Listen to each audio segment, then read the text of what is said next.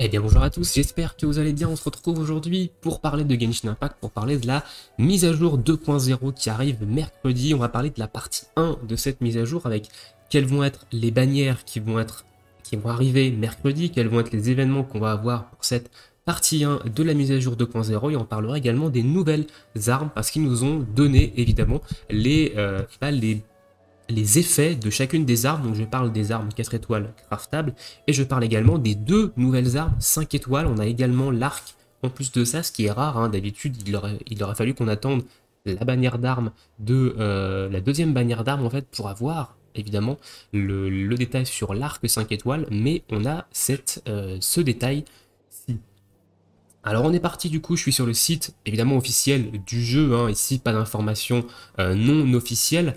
Donc du coup, aperçu des événements de la version 2.0, Divinité impitoyable et Euthymie éternelle, partie 1. Donc on va commencer par la bannière d'Ayaka qui arrive du coup mercredi matin après la maintenance aux alentours de 4-5 heures du mat, ça dépend.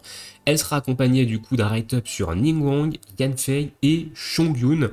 Donc une bannière qui est quand même relativement intéressante au niveau des 4 étoiles. Hein. Ningguang est un excellent 4 étoiles, Yanfei pareil, c'est un très très bon 4 étoiles, et Chongyun c'est un personnage qui reste quand même intéressant même s'il est très peu joué, on va pas se le cacher, mais ça reste un support cryo intéressant et ça pourrait être potentiellement intéressant de le jouer avec Ayaka.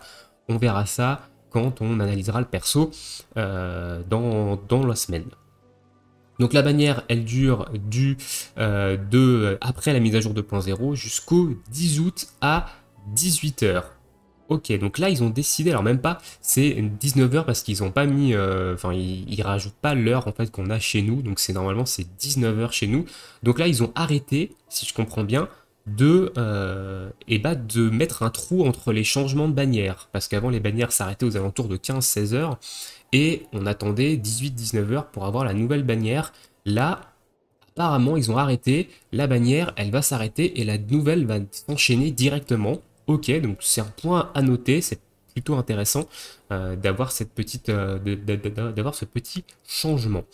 La bannière d'armes qui va accompagner du coup Ayaka. Donc il va y avoir le reflet de Tranche Brume, qui est la nouvelle épée 5 étoiles, et il va y avoir également la berge de la voûte d'Azur. Alors, la bannière d'armes, elle est pas folichonne, hein. En termes de 4 étoiles, on a la dernière corde, qui est quand même un arc intéressant, mais qui est là depuis le début du jeu, donc la plupart des gens l'ont déjà max, hein. L'épée de Favonius, qui est une épée support plutôt intéressant, mais on utilise en général plutôt l'épée rituelle que l'épée de Favonius. La lance de Favonius, du coup, qui est une lance support pareil, qui n'est pas très très utilisé non plus, le codex de Favonius, pareil, qui n'est pas utilisé ou très très peu, et l'espadon rituel qui lui est plutôt intéressant sur des personnages comme Beidou qui est encore pas mal utilisé, sur Chongyun c'est également intéressant, mais voilà, donc une bannière d'armes qui n'est pas non plus folichonne, hein. La berge de la voûte d'Azur c'est pareil, c'est une lance assez support qui est utilisée sur très peu de personnages, étant donné que en général on préfère presque mettre l'arme du Battle Pass, donc le sion de la victoire pour le taux de critique plutôt que la berge de la voûte d'Azur qui elle apporte de la recharge d'énergie, mais ça reste quand même une excellente lance si vous n'avez pas d'autres lances 5 étoiles pour des supports comme Ling par exemple. On ira voir également le détail de l'arme. Alors je vais vous donner le détail de l'arme, je vous montre également qu'il y a une source officielle, hein, évidemment. L'arme ici, on est sur Oyolab, qui est une source officielle de MiHoYo, et on a le détail de l'arme ici, qui est en chinois. Je vais évidemment vous la traduire je vais évidemment vous expliquer en fait l'effet de cette arme. Donc déjà, c'est une épée une main, au niveau 90, elle a 674 de base attaque, ce qui est très haute. Elle donne du dégât critique en substat, qui monte jusqu'à 44,1% de dégâts critiques. C'est pas le plus haut qu'on ait vu à l'heure actuelle, hein, mais c'est quand même une très bonne base d'attaque, et un très bon critique damage de base également. Au niveau de son effet, parce que j'ai vu des youtubeurs qui expliquaient l'effet de cette arme et qui se sont complètement trompés. Donc l'effet, le premier effet, ça va augmenter, donc là on est en raffinement 1, hein, attention, ça va augmenter les dégâts élémentaires de 12% de la personne qui le porte, de tous les éléments, hein. Ça veut dire que peu importe l'élément de votre personnage, ça va augmenter ses dégâts élémentaires de 12%. Et le personnage va recevoir un emblème lorsque il va effectuer certaines actions avec l'arme. Donc on peut cumuler jusqu'à 1, 2 ou 3 emblèmes. Une fois que vous avez évidemment et chaque emblème en fait va vous augmenter également votre bonus de dégâts élémentaires. Donc quand vous avez un emblème, vous gagnez 8% de dégâts élémentaires. Quand vous avez 2 emblèmes, vous gagnez 16% de dégâts élémentaires. Et quand vous avez 3 emblèmes sur vous, vous gagnez un bonus supplémentaire de 28% de dégâts élémentaires. Cumulé aux 12% de base de l'arme, vous avez déjà en raffinement 1, 40% de dégâts élémentaires supplémentaires quand vous avez les 3 stacks de l'arme. Et comment on a ces stacks d'armes? Vous avez du coup un stack au moment où vous allez faire une auto-attaque. Vous allez avoir un premier stack qui lui va durer 5 secondes, qui sera évidemment refresh quand vous allez, à chaque fois que vous allez auto-attaque, ce stack va être refresh. Vous gagnez un deuxième stack quand vous allez lancer un ultime. Donc là, vous allez gagner un stack qui lui va durer 10 secondes, refresh à chaque fois que vous allez lancer un ultime. Donc à partir du moment où vous faites auto-attaque ultime, vous avez 2 stacks et vous avez du coup 16% de dégâts élémentaires supplémentaires. Et le troisième stack, vous l'obtenez lorsque votre énergie elle est en dessous de 100%. C'est-à-dire que quand vous n'avez pas votre ultime de charger, vous gagnez le troisième stack de l'épée, ce qui vous fait monter à 28% de dégâts élémentaires. Et chaque stack, évidemment, a une durée indépendante. C'est-à-dire que le stack que vous allez gagner avec l'auto-attaque, il dure 5 secondes. Il se réinitialise à chaque fois que vous faites une auto-attaque. Le stack que vous obtenez quand vous lancez un ultime, il dure 10 secondes. Il se réinitialise à chaque fois que vous faites un ultime. Et le stack que vous obtenez quand vous n'avez pas votre ultime, ça veut dire quand vous n'avez pas 100% d'énergie élémentaire sur votre perso, lui, il n'a pas de durée, c'est-à-dire qu'il est là tout le temps, à chaque fois que il est là, en fait, durant le temps où vous n'avez pas votre ultime. Dès que vous avez votre ultime de up, vous perdez ce stack-là. Voilà, j'espère avoir été clair sur l'épée. Donc l'épée, elle est très très forte. Hein. L'épée, elle est vraiment très très forte. Elle va pouvoir être bonne sûrement sur Ayaka. Elle va pouvoir être très forte sur Keqing également. C'est peut-être l'une des meilleures armes à l'heure actuelle sur Keqing. Donc elle va être très très intéressante, cette épée-ci. Donc voilà un petit peu pour les armes. Ensuite, on passera aux événements. Donc on va avoir le premier événement, l'événement majeur de cette mise à jour. C'est Fracas du Tonnerre qui nous permettra d'obtenir Beidou, Reine des Mers sans couronne électro. Donc, moi, ça va me faire passer une constellation. Si vous n'avez pas Beidou, ça reste quand même un très très bon personnage, hein, Beidou. Donc, l'événement va pouvoir nous donner une couronne, des livres d'expérience et un nouveau matériau ici qui semble être, au vu de l'icône, des matériaux d'augmentation d'aptitude pour des personnages d'Inazuma. Donc, la durée de l'événement, c'est du 22 juillet 2021 à 10h, donc 11h chez nous. Donc, ça veut dire que l'événement commence jeudi matin et non pas mercredi. Et il dure jusqu'au 9 août à 4h, donc 5h du matin. Et je dis 5h au lieu de 4 parce qu'on est en heure d'été. Hein. Je le rappelle, on est en UST plus 2 et là, leurs heures, elles sont en UTC, pardon. On est en UTC plus 2 et les heures, elles sont en UTC plus 1 ici.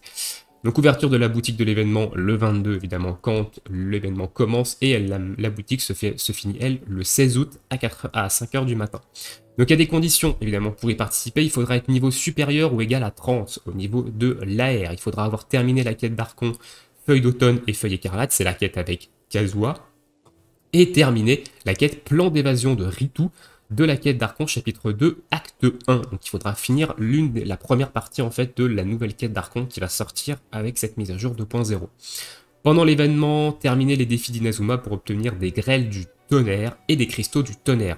Utilisez-les pour récupérer Beidou, reine des mers sans couronne, électro c'est son élément, une couronne de la sagesse, des matériaux d'amélioration d'aptitude. Donc on a la confirmation ici que cet objet c'est bien des améliorations, enfin des items d'amélioration d'aptitude, des leçons du héros et d'autres récompenses, donc très certainement des primogèmes. Hein. Ils ne l'ont pas mis ici, mais il y aura certainement des primogèmes dans cet événement. L'autre événement de la partie 1, ça va être le retour des richesses perdues. Donc les richesses perdues, pour ceux qui n'étaient pas là lors de la 1.3, c'est l'event qui est sorti, il est sorti une première fois en 1.3. Vous avez une petite fée que vous devez suivre, qui va vous donner des indications pour récupérer des trésors, et vous obtenez évidemment des pièces qui vont vous permettre d'acheter dans une boutique. Donc vous avez des primogèmes, des leçons du héros, des minerais de renforcement supérieurs, des morasses, et évidemment vous pouvez choisir une petite fée qui est un familier qui vous suit, en fait, qui vous suit quand vous vous baladez dans le monde. Par contre, elle disparaît quand vous êtes en combat. Voilà, elle a peur, elle disparaît et elle réapparaît ensuite. Vous l'avez sûrement vu sur l'une de mes vidéos, hein, la petite fée, moi j'ai la jaune, et ici, ils vont rajouter une nouvelle fée, la violette. Donc l'événement, lui, commence le 6 août à 11h du matin et finira le 16 août à 5h du matin. La boutique, elle, est ouverte du début de l'événement jusqu'au 20 août à 5h du matin. Il faudra être niveau 30 ou supérieur pour y avoir accès et avoir terminé la quête Archon, plan d'évasion de Ritu, donc c'est les mêmes conditions à peu près que l'événement précédent, hein. Pendant l'événement, partez en quête de trésors en compagnie d'une fée chercheuse. Vous pourrez obtenir dans la boutique de l'événement les gadgets mini-fée violette, mini-fée coméline, mini-fée rosée ou mini-fée curcuma. Vous ne pouvez pas obtenir les 4, hein, c'est l'une des 4. Vous pourrez également obtenir des primogènes, de leçons du héros, minerais de renforcement, morasse et d'autres récompenses. Les quêtes histoire qui vont accompagner du coup cette mise à jour. On aura Grus Nivis qui est la quête histoire de Ayaka, qui sera disponible à durée permanente à partir de la 2.0. Il faudra être AR 30 ou plus et avoir terminé la quête d'Archon, chapitre 2, acte 1, divinité impitoyable et eutimie éternelle. Donc il faudra avoir complètement fini l'acte 1 du chapitre 2 pour avoir accès à la quête histoire de Ayaka. Et d'ailleurs, ils ont réduit le niveau, je crois, des quêtes. Il y a le patch note que je vous mettrai en description parce que le patch note est hyper long. Je n'en ferai pas une vidéo parce qu'il est très très long. Et je vous mettrai le lien officiel du patch note dans la description si vous voulez aller le lire. Je vous encourage d'ailleurs à aller le lire parce qu'il y a des choses qui sont très intéressantes. La quête, du coup, histoire Carassius Oratus, la quête histoire de Yoimiya. Pareil, même condition que celle de Ayaka et elle sera disponible à durée permanente à partir de la mise à jour 2.0. Les nouvelles quêtes d'Archon, et là on nous régale parce qu'on nous met 2 actes du chapitre 2. On n'a pas un seul acte, mais on a bien 2 actes qui vont être là lors de la mise à jour 2.0, donc pas mal de lore. Je me languis vraiment de voir qu'est-ce qui va se passer dans ces 2 actes. Donc le premier acte c'est Divinity impitoyable et Eutimie éternelle, et l'acte 2 c'est Quiétude, la sublimation de l'ombre. Ici, il nous donne les conditions de déblocage, évidemment, de cette quête d'Archon chapitre 2. Il faut avoir évidemment fini le prologue du chapitre 2 hein, pour avoir accès à l'acte 1, donc la quête avec Kazuha et Beidou. Il faudra être niveau 30 ou supérieur. Et l'acte 2, il faudra être niveau 30 ou supérieur. Il faudra avoir terminé l'acte 1, bien entendu. Et il faudra terminer les quêtes histoire de Yoimiya et de Ayaka. Donc acte 1, le murmure de la grue et du lapin blanc, et acte 1, intemporalité onirique. Donc ça veut dire que l'acte 2, potentiellement, il n'est pas disponible avant 3 semaines, parce que la quête de Yoimiya, elle sera disponible quand le perso sortira, donc pas avant sa bannière, donc pas avant 3 semaines. Donc pas avant, entre guillemets, le 10 août. Donc l'acte 2 ne sera pas disponible tout de suite, il faudra attendre évidemment la sortie de la bannière de Yoimiya. Je pense qu'ils ont fait ça pour étaler le contenu, pour pas que les gens ils plient le contenu mercredi instantanément, ils ont séparé ça, donc je trouve ça quand même plutôt bien, mais il y en a qui vont pas vraiment apprécier ça. Donc le classique event essayé, c'est l'adopter avec Ayaka, Yanfei, Ningguang et Chongyun, donc ça c'est commun. Des nouveaux packs complètement inutiles, hein, ça ces packs là je sais même pas si c'est des gens qui les achètent, mais ils en rajoutent. Voilà, donc des nouveaux packs inutiles qui sont achetables seulement en cristaux primaires, hein, je le rappelle, donc avec de la monnaie premium, et qui sont pas super intéressants. Alors là, commence à avoir un pack avec des prototypes, pourquoi pas, à voir ce que ça donne, mais je suis pas convaincu. Le nouveau Battle Pass, évidemment, qui commence mercredi, bien entendu, après la mise à jour. Les armes n'ont pas changé, c'est toujours les mêmes. La condition, c'est toujours le même, il faut être niveau 20 ou plus, et du coup, voilà. Donc voilà pour la partie 1 de la mise à jour 2.0, donc quand même pas mal de choses, hein. On a évidemment la nouvelle région Inazuma qu'il faudra explorer, aller chercher les coffres, etc. Donc, du contenu, on va pas se le cacher quand même. On va finir sur la description des différentes armes qui vont arriver avec cette version 2.0. Donc on était sur l'épée, je vous expliquais ce que c'était l'épée.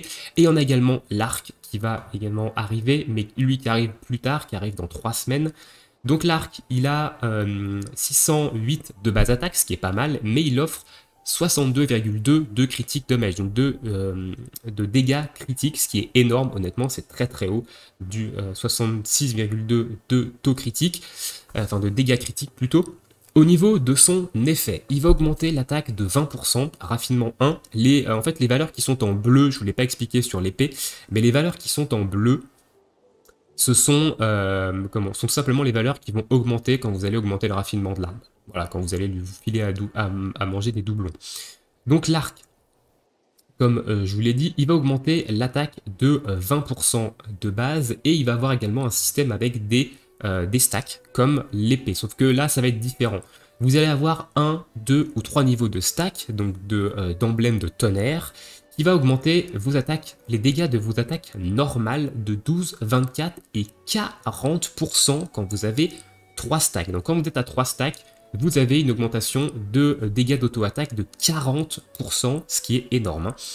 Au niveau des stacks, vous allez en obtenir un quand vous allez faire une auto-attaque. Voilà, donc le premier stack, lorsque vous faites une auto-attaque, vous gagnez le premier stack. Donc au moment où vous allez faire une auto-attaque, vous allez gagner déjà 12% de dégâts supplémentaires sur vos auto-attaques. Le stack dure 5 secondes, réinitiable à chaque fois que vous allez faire une auto-attaque. Quand vous allez lancer un skill élémentaire, donc une compétence élémentaire, donc le E sur PC, vous allez gagner le second stack. Donc au moment où vous allez claquer votre compétence élémentaire, vous allez gagner un stack supplémentaire. Ce stack, lui, dure 10 secondes, il se réinitialise à chaque fois que vous lancez une compétence élémentaire. Donc si vous faites auto-attaque, elemental skill, donc compétence élémentaire, vous avez 2 stacks et vous augmentez déjà de 24% les dégâts de vos auto-attaques. Et le troisième stack, vous l'obtenez quand vous n'avez pas votre ultime. C'est la différence avec l'épée. L'épée, vous obtenez un stack quand vous n'avez pas votre ultime et vous obtenez un stack quand vous lancez votre ultime. Ici, vous obtenez un stack quand vous faites une compétence élémentaire et vous avez un stack supplémentaire lorsque vous n'avez pas votre ultime de charger. Dès que vous avez votre ultime, vous perdez ce stack là. Donc voilà, en gros, il va falloir jouer avec un personnage un archer qui n'a pas besoin de son ultime ou qui a un ultime qui se charge. Il est très long à charger. Donc voilà pour l'arc. On va passer ensuite aux armes 4 étoiles. On va commencer ici avec l'espadon. Ici, ça c'est l'espadon et ensuite c'est l'arme à une main. Donc l'espadon, qu'est-ce qu'il va nous offrir? Donc l'espadon, il va avoir 510 d'attaque de base au niveau 90 et il va augmenter la recharge d'énergie de 45,9% au niveau 90. Au niveau de son effet, il va augmenter en raffinement 1 évidemment les dégâts de la compétence élémentaire de 6%.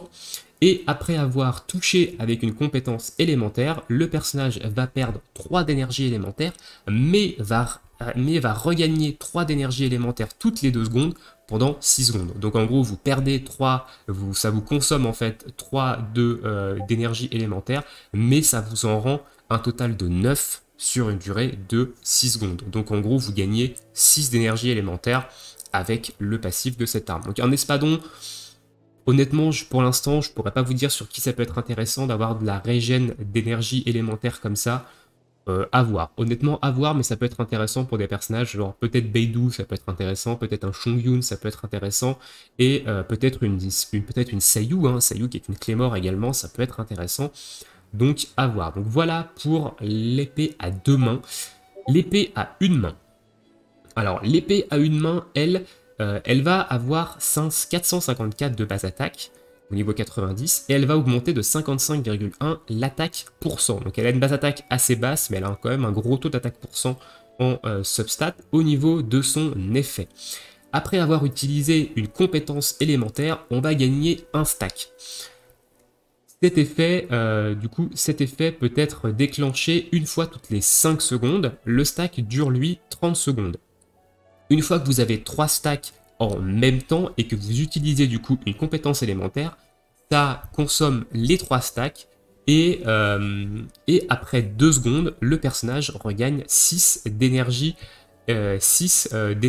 par stack que vous avez consommé. Donc en gros, vous gagnez 6 x 3, 18.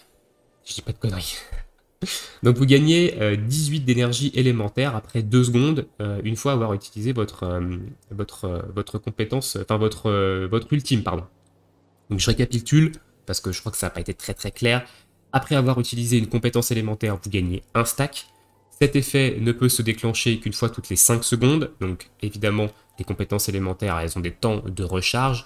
Donc une fois que vous avez lancé 3 compétences élémentaires, vous avez 3 stacks, et une fois que vous avez 3 stacks, si vous lancez votre ultime, donc votre déchaînement élémentaire, vous allez consommer tous les stacks, et après 2 secondes, donc 2 secondes après, vous gagnez 6 d'énergie élémentaire par stack consommé. Voilà, donc en gros, c'est pas forcément quand vous avez 3 stacks, mais vous pouvez avoir 3 stacks maximum sur vous. Voilà, donc ça veut dire que vous faites une compétence élémentaire, vous gagnez un stack, vous faites un ultime derrière, vous perdez votre stack, mais vous gagnez 6 d'énergie élémentaire. Si vous avez 2 stacks, vous gagnez 12 d'énergie. Si vous avez 3 stacks, vous gagnez 18 d'énergie élémentaire 2 secondes après avoir balancé votre ultime. De toute façon, ils mettront les descriptions en français, je pense, quand les descriptions seront disponibles en français quand cette vidéo sortira. On passe du coup à l'arc. On va accélérer un petit peu parce que la vidéo est déjà assez longue. Donc l'arc. L'arc, 454 de base attaque, 51,1% d'attaque supplémentaire. Donc c'est comme l'épée une main. Au niveau de son effet, il va augmenter les dégâts d'attaque normale de 16% et les dégâts des attaques chargées de 12%. Et quand le personnage équipé de cette arme voit son énergie élémentaire à 100%, donc quand son ultime est prêt, l'effet va être doublé. C'est-à-dire que vous passez à 32% de dégâts des attaques normales et 24% de dégâts des attaques chargées. Mais ça, c'est seulement quand vous avez votre ultime de chargé. Une fois que vous utilisez votre ultime, vous perdez le deuxième effet de cette arme et vous repassez à 16% et 12%. Ici, c'est en raffinement 1. L'arc, honnêtement, il est intéressant. L'arc, il est plutôt intéressant à voir, évidemment. Le catalyseur, qu'est-ce qu'il va faire? Donc le catalyseur, 565 de base attaque au niveau 90 et 30,6 de recharge d'énergie. Au niveau de son effet, après que le personnage équipé de cette arme déclenche une réaction liée à un élément électro, donc par exemple surcharge, électrocution, supraconduction, les personnages de l'équipe, de l'élément qui est rentré en... les personnages de l'équipe de l'élément qui est rentré en réaction avec l'élément électro reçoivent un bonus de 10% de dégâts élémentaires pendant 6 secondes, du coup. Et ce bonus ne peut pas être stack. Ça veut dire qu'on va prendre un exemple tout con. Je suis avec un support électro, je suis avec par exemple, je ne vais pas dire Fischl parce que Fischl elle porte pas de catalyseur, mais le seul catalyseur électro qu'on a à l'heure actuelle c'est Lisa. Voilà. Donc par exemple, Lisa, elle va déclencher supraconduction.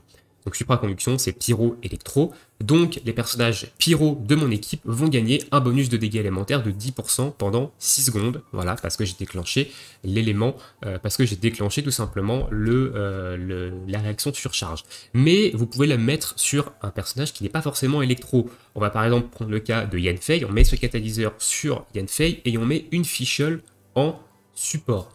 Donc Fischl va appliquer l'élément électro et Yanfei avec ses boules, ses attaques pyro, va déclencher surcharge. Ça va déclencher du coup surcharge qui fait électro et pyro et du coup ma Yanfei va gagner elle 10% de dégâts élémentaires. C'est comme ça que je le comprends évidemment, peut-être que c'est pas le cas mais sur le papier c'est comme ça que ça se comprend. Donc pourquoi pas. Maintenant c'est plutôt un catalyseur support, hein. On va pas se le cacher, énergie recharge en substat et une base attaque qui reste intéressante, mais c'est plutôt un catalyseur support. Donc, peut-être sur des supports du type Mona, par exemple. Mona, ça peut être intéressant dans une team avec de l'électrocution. Voilà, elle va gagner 10% de dégâts hydro. Why not? Et on finit avec la lance. Alors, la lance, elle a 565 de base attaque. Elle donne de l'énergie, de l'Elemental Mastery, donc de la maîtrise élémentaire jusqu'à 110 au niveau 90. Et au niveau de son effet, elle va augmenter les dégâts de la compétence élémentaire de 6%. Après qu'une compétence élémentaire ait touché la cible, le personnage perd 3 d'énergie et gagne 3 d'énergie toutes les 2 secondes pendant 6 secondes. C'était exactement quasiment le même effet, c'est exactement le même effet, je crois, que l'espadon. Ouais, c'est exactement le même effet que la Clémore. Voilà, la lance et la Clémore, elles ont exactement le même effet. C'est dommage, il y avait des effets différents sur un peu toutes les armes pour l'instant. Mais bon, ils ont dit que voilà, ils mettraient sur la lance et sur l'espadon, donc la Clémore, là, le même effet. Donc voilà un peu pour les armes qui vont arriver en 2.0, les 4 étoiles, les 5 étoiles. Je rappelle que tout ça c'est une source officielle, je vous mettrai évidemment le lien dans la description de la vidéo, ainsi que le lien de l'article avec toutes les nouveautés de la 2.0 et de l'article du patch note. Et sur ce, moi je vous souhaite à tous une très bonne journée, une très bonne soirée, bon jeu, et à bientôt pour de prochaines vidéos. Ciao ciao tout le monde.